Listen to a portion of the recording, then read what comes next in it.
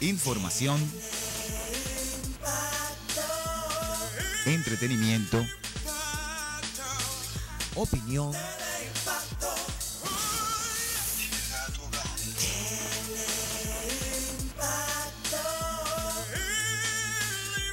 Canal 22 de Tricón y 52 de Aster. Teleimpacto, lo mejor del cable.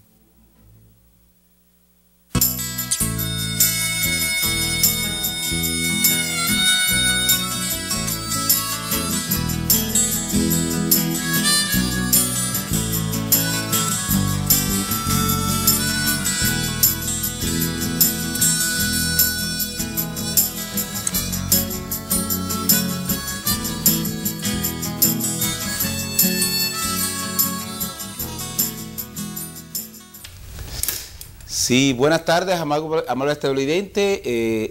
Continuamos esta vez nuevamente el día de hoy con nuestro programa Tiempo de Renovación. Tenemos el día de hoy a Misael María y a Jimmy, que hoy nos acompañan en el programa el día de hoy. ¿Cómo están ustedes? Muy bien, Pedro, ¿cómo te va? Pedro, ¿qué tal? Misael, buenas. Dime, ¿cómo estás tú hoy? Dime.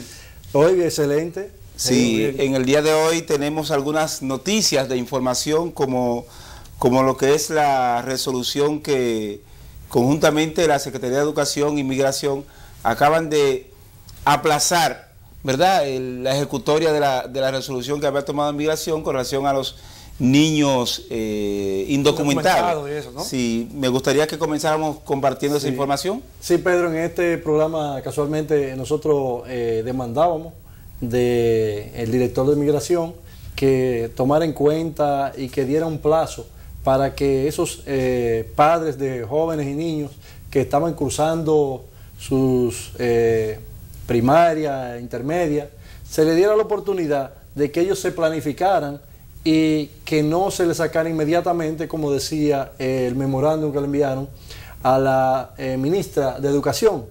Y enhorabuena, el director asumió esa solicitud que le hicieron varios sectores del país, porque los jóvenes y los niños no tienen culpa de que sus padres estén ilegales y no se les puede impedir el plan de enseñanza, claro, ni se puede mancillar ese derecho sobre la educación de cada ser humano. Que dicho sea de paso, es un derecho humano, ¿no? Sí, claro. Está dentro de la Declaración Universal de los Derechos Humanos, sí, que es importantísimo. Primero, son 54.000 y algo de jóvenes y niños que están en situación irregular dentro del sistema educativo, ¿no? Sí. Y de esos creo que hay unos 24.000 que son los que están pendientes de algún tipo de documentación.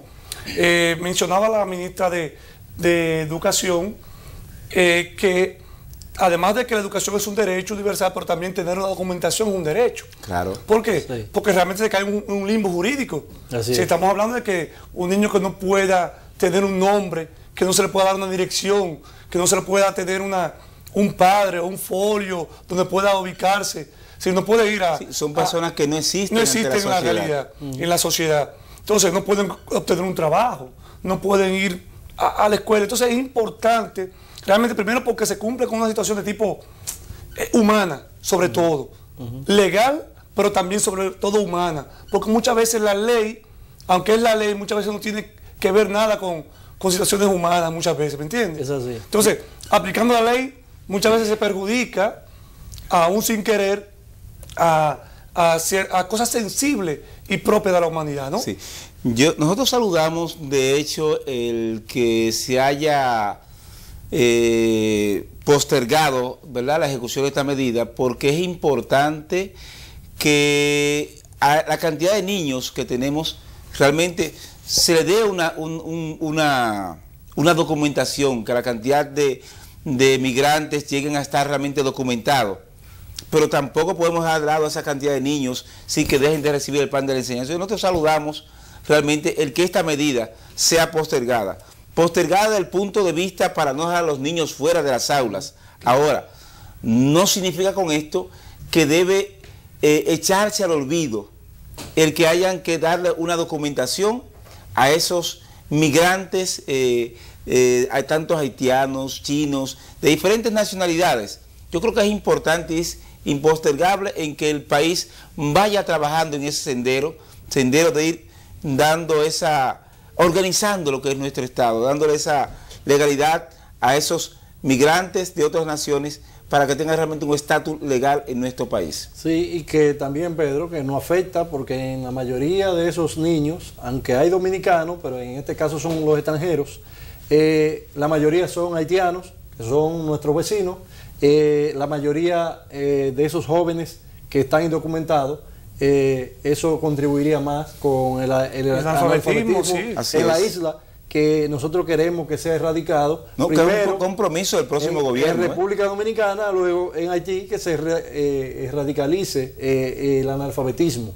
Porque con más educación, nuestro país y Latinoamérica irá más hacia adelante. Claro, y quiera sea o no, sí, disculpa, sí. También que decíamos nosotros el lunes que estamos totalmente de acuerdo con que se aplique el reglamento de migración, pero que lo que haya que tomar en cuenta, se tome en cuenta, porque como decíamos nosotros, sacar un documento en Haití no es tan fácil como sacarlo aquí. Sí. Para sacar un documento en Haití, sea del padre, del hijo, es un proceso burocrático muy largo y va a durar mucho tiempo.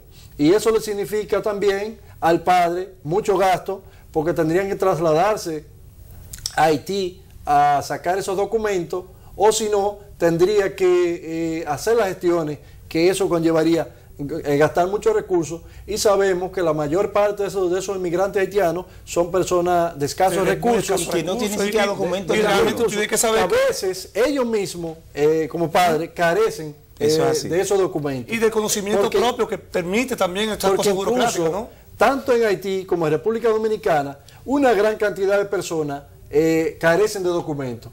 Como ustedes saben, aquí se inició un proceso acelerado de adquisición de documentos para los dominicanos que estaban indocumentados con el programa de solidaridad. Sí.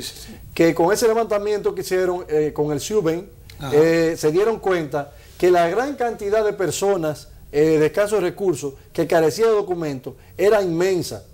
Y por eso, en combinación con la Junta Central Electoral y el Registro Civil, se embarcaron con ayuda internacional para documentar a esa persona, porque esas personas estaban perdiendo de servicios sociales que le dé el Estado por falta de un documento. ¿Entiendes? Realmente eso es importantísimo. Además, hay una situación, y retomo un poquito un poquito atrás, eliminar esa situación, esa problemática de documentación, falta de documentación de estos niños, de estos jóvenes, de estas personas, además de que influye directamente, como dijimos ahorita, en la República Dominicana, porque Haití, que lamentablemente la mayoría de esos jóvenes indocumentados provienen de Haití. Entonces es importante, en la medida que podamos resolver esa situación con ellos, se desarrollan también ellos mismos como país, pero también nosotros mismos. En conclusión, se desarrolla la isla en este caso. En efecto, como tal.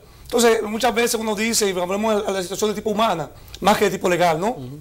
En una oportunidad, creo hace muchos años, muchos años atrás, visitó Ramón Marrero Aristi y otras personas más, Juan Bosch, cuando estaba en España. Y Juan Bosch le envió una carta posterior a ellos. La cuestión haitiana se llamaba. Y es que Juan Bosch después escribió un artículo sobre eso. Y decía don Juan que uno no puede, ningún ser humano no puede querer a su propio hijo y no querer al ajeno. ¿Tú me entiendes? Sí. Entonces, cuando uno ve a su niño estudiando, al hijo de uno propio, ¿cómo no va a querer que el vecino no estudie o se quede sin estudiar por cualquier situación?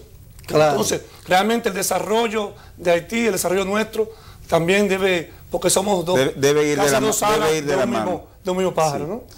Yo creo que también, ya cambiando un poquito de tema, ¿no? Sí, yo creo que debemos comentar sobre la denuncia que hizo ayer el ex candidato y ex presidente de la República, Hipólito Mejía Domínguez, que fue a hacer la denuncia sobre el proceso electoral ante la OEA.